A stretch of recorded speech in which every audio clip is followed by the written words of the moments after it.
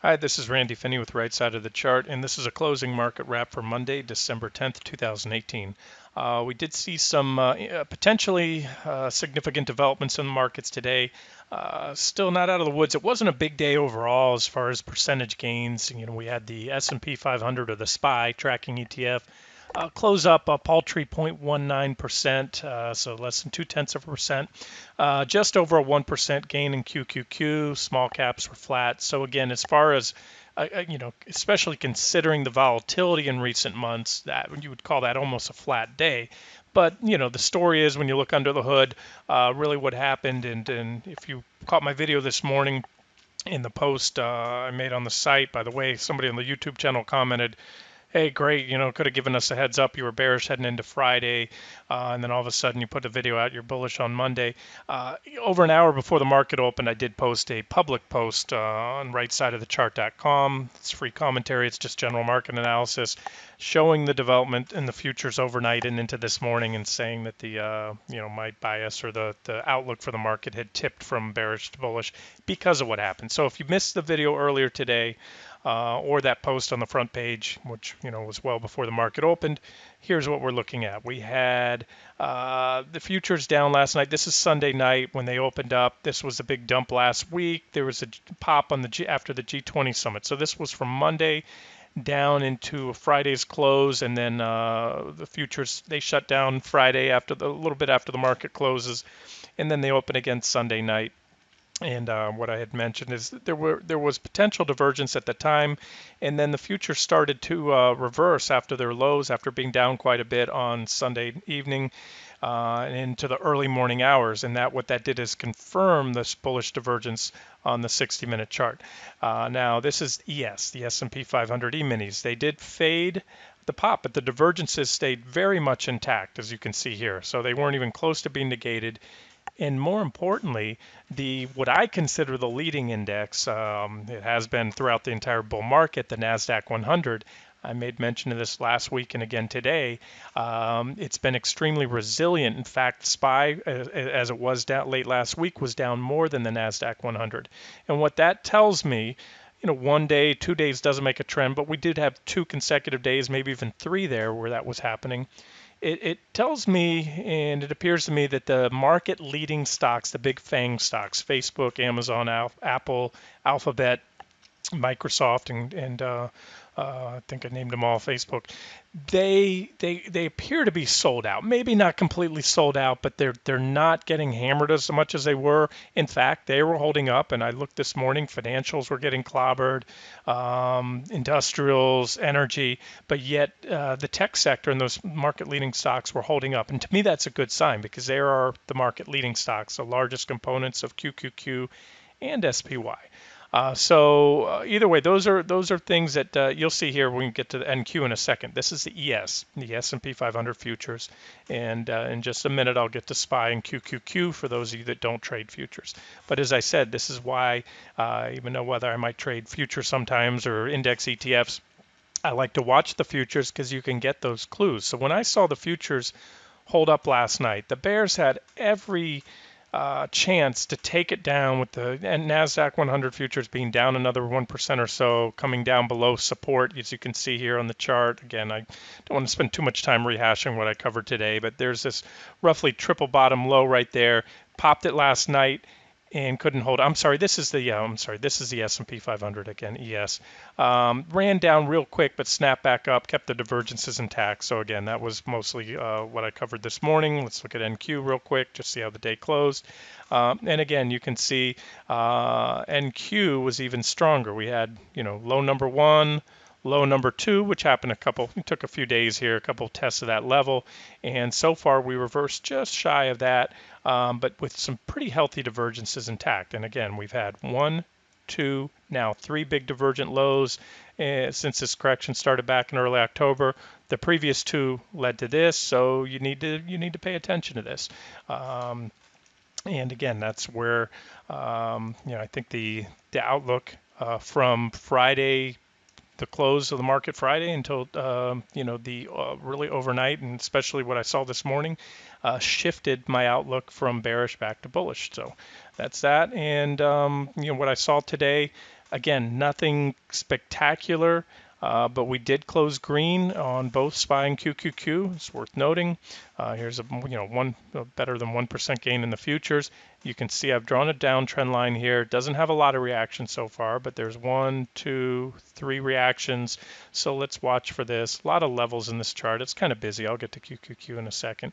So all in all, a bullish day, like I said, with the divergences confirmed, and mostly because we had a pretty big loss in the SPY, which was recovered. So for the SPY to go green, again, that's why I say there's more to a market analysis and just how did the market close for the day. And that's one reason you don't see me using line charts for analyzing and technical analysis, trying to analyze the market with line charts because they don't tell the whole story. Candlesticks and bar charts, I use candlesticks, they tell you the story of what happened intraday when you get big reversals, engulfing candles, candlestick reversal patterns, etc. So that's that. Okay, let's look at the SPY and QQQ, and maybe we can wrap this up because there's still work to be done. I want to make that clear.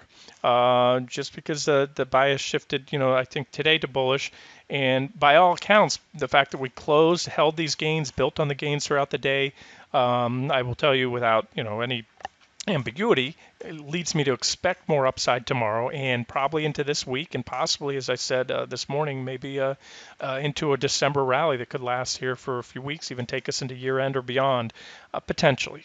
But with that being said, and if you followed my analysis, or even if you haven't, if you followed this market for the past 3 months, if there's one thing we've learned is that a super bearish day, it can be followed, and usually is recently, by a super bullish day and vice versa. I use that analogy, the two big heavyweight fighters duking it out, two big sluggers exchanging blows. So don't go loading the boat, or do what you want. I can't advise anybody, but I'm not loading the boat long right now. I did go home long, and if tomorrow, or even tonight, if the futures do something funky, that's why I like futures. I'll get stopped out before the market has a chance to gap down and burn me. But as of now, I'm looking for more upside, and you can see a pretty nice candle here. So when we zoom in, let's just roll over. This is a daily chart on SPY, and although we've dipped briefly on that first wave down earlier into the October lows, I mentioned we had a little spike below, but this is where those 3 candles, the trading normalized right there, and we also held support that level right here on the second test of it. And here's test 3, 1, 2, and to me this is this is why the story, if somebody said, what did the S&P do today? Oh, it was up 0.2%. Wow, what can you tell from that? Again, the story that I see, at least the way I read this is pretty bullish. We went way down. We even took out that previous low. I think anybody would find it hard to argue that this didn't suck in some shorts. Believe me, it looked like the market was headed for a big wave down this week, especially what we saw yesterday. I want to get to a chart here in a second on SQQQ, show you what I see there. But you can see we slightly undercut the lows, and then we reversed. So anybody who shorted late last week or today on this move down is now, depending where they shorted, either flat or underwater. And so that's a pretty bullish candle. It needs some follow through. I'm going to say that. It certainly would help to get some follow through, but that's a potential reversal stick, that hanging man or hammer candlestick there. Now you can see that we also have bullish divergence now. We didn't have it before. I talked about that last time around. We had higher highs on the indicators, PPO, RSI, but in the last leg down, the last drop, we didn't have bullish divergence. Now we do, because prices have put in a lower low. So check so far. Still work to be done. We'll see what happens tomorrow. PPO still pointing down, just made a bearish cross, but sometimes you cross and turn right back up. So there's that.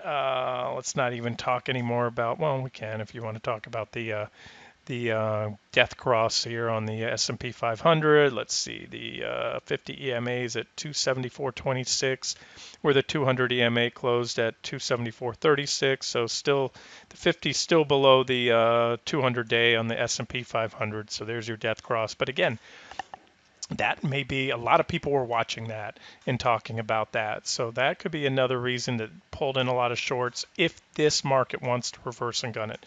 We'll leave it there. I can't impress enough that we are in a very precarious technical position. Consider this the edge of a technical cliff.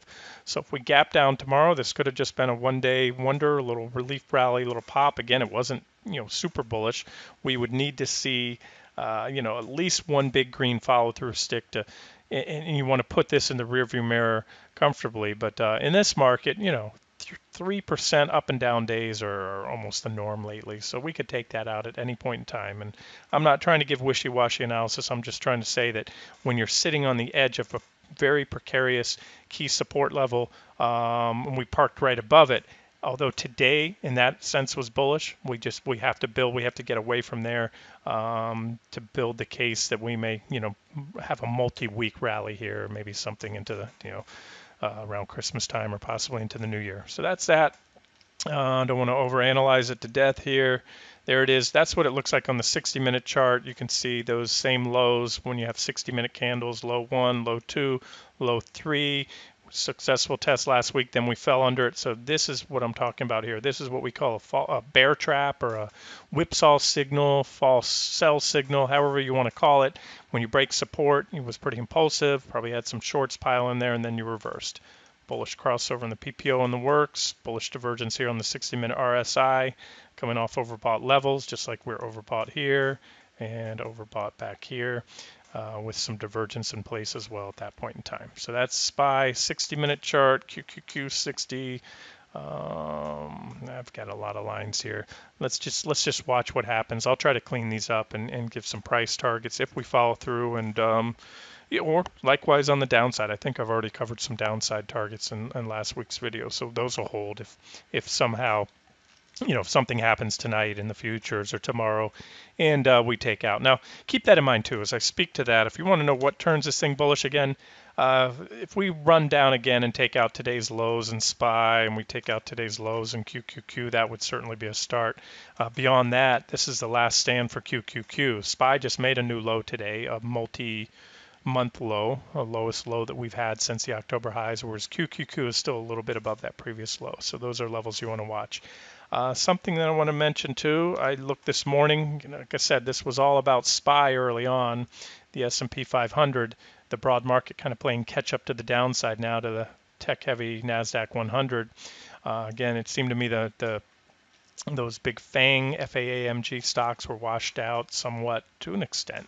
There's not a huge evidence. I don't see big selling climaxes. I haven't gotten that washout move that a lot of people are looking for. Maybe that's still coming, maybe not. Sometimes corrections end with a whimper, sometimes end with a bang. But what I'm noticing here is early on today, I looked all 11 sectors in the S&P 500 were red. And you can see now, this is my S&P 500 sector watch list. There are 11 sectors in the S&P 500. And of that, we had only 3 ended up closing red. So, and this is what I was talking about before. Tech, XLK is a tech sector. That is the largest sector, largest weighting in the S&P 500 is in technology stocks, just as it is in the NASDAQ 100. In fact, in the NASDAQ 100, it's, I think, about 60% weighting, hence the outperformance today in QQQ, of course, being up 1%, over 1%.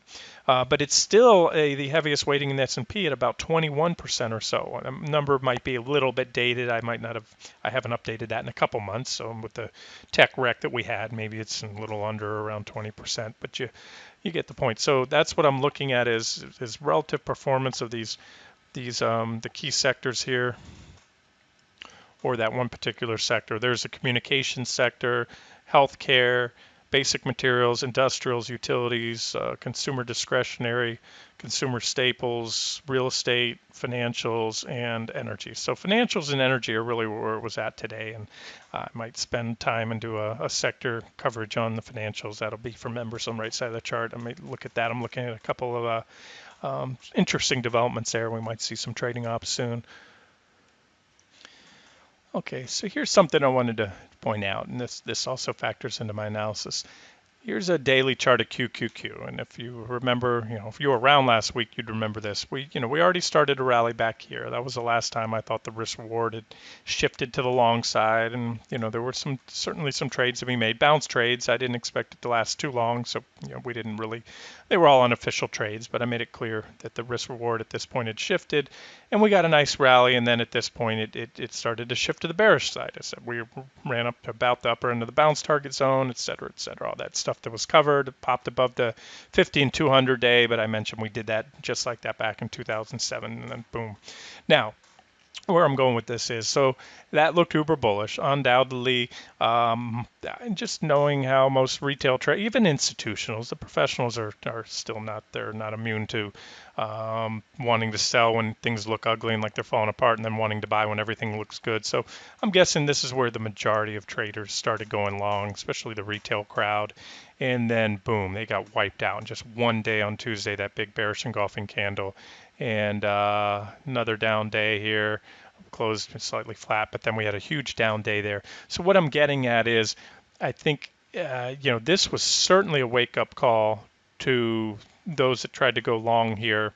And then again, when we had that big move down on Friday, that was probably the nail in the coffin where most people thought, and I'll tell you, I mean, I made clear Friday, that was pretty bearish price action. I jumped in short on Friday.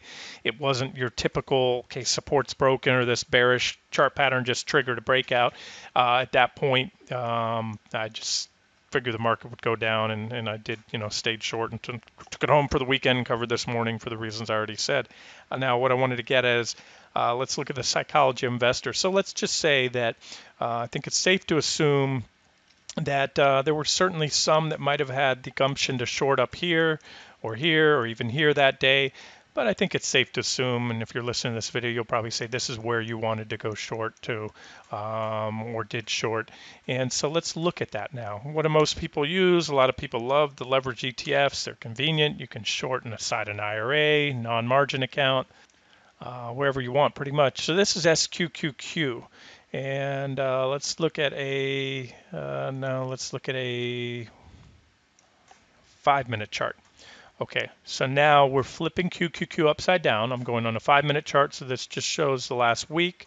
Let me zoom in here and fix, there we go. I like the volume. We're going to look at the volume price histogram bar. So let's just recap what happened last week. This was the close on Friday right here, G20 Summit, big pop on Monday, which means QQQ went up, gapped up, and SQQ bottomed, had a big drop. Probably shook out some of the shorts in the market that were, hadn't been squeezed out up to that point. Remember, that came at the tail end of a big rally. And then we had bearish price action. So again, as I mentioned, we had that big swoon on Tuesday. It happened pretty fast. Probably caught a lot of traders off guard, whether you were long or short or wanted to get short. And then you had a little pullback on, what was that, Wednesday? Or was that Thursday? Monday, Tuesday, Wednesday. And then we had this big move right here, and that was Friday right there, which again was a big drop down into Friday's close right there. So where I'm going with this is, I think it's safe to assume that a lot of shorts either came in here. In fact, we don't have to assume. You know what happens when you assume, you make an ass out of you and me. So let's just look at this. The volume at price histogram tells us where the majority of trades were occurred. It's like looking at the volume down here, except it's the volume at each price level. And when you get these bars, so what this is showing us, here's the biggest bar right here and another big bar before that. This is where the majority of traders in the last week or so purchased SQQQ, as well as down here you can see a big volume price histogram bar. So right now there's a thin zone right here in the middle. This is our thin zone where not a lot of trades occurred. And again, I suspect that we can roll in here and do this, that a lot of traders bought SQQ right here on Friday. So by that assumption, and again, it's supported to a good degree by the volume price histogram bar, you can see traders bought here and here, and now they've been put underwater. There's a little work to be done, but these volume price histogram bars, for to a greater extent or lesser extent, they work a lot like when you can see a big gap here, or a big void, if you will. It's a lot like a gap on a stock. Now, there were trades there. This isn't truly a gap. There's a gap right there in SQQQ. But at the volume price histogram bar, it's thin. And so what happens is, if tomorrow we do follow through and we go up, the QQQ moves considerably higher from where we closed today, which is right about on the top of that thin zone. Then we come in here, and a lot of traders are then underwater, and they will sell their SQQQ. They will give up. They shorted the market up here at the highs right now. Some of them are flat, some of them are underwater, but they will quickly get underwater. And a lot like a gap, once you enter these thin zones, they tend to get filled rather quickly. So that's something to look for next week, or I'm sorry, this week, tomorrow. And again, it speaks to really maybe the mindset of the market participants, at least the retail crowd.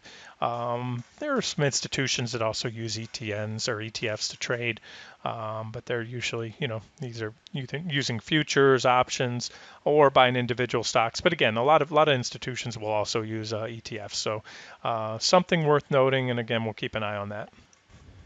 And finally, just to wrap it up, this is a look at the bigger picture. Here's our trend lines. We've had 3 major uptrend lines on QQQ, all within the bull market. This one was most recently broken here. And of course, I have a longer term primary trend line. These are, well, called secondary trend lines. They're several years old. This one comes off the 2015 lows.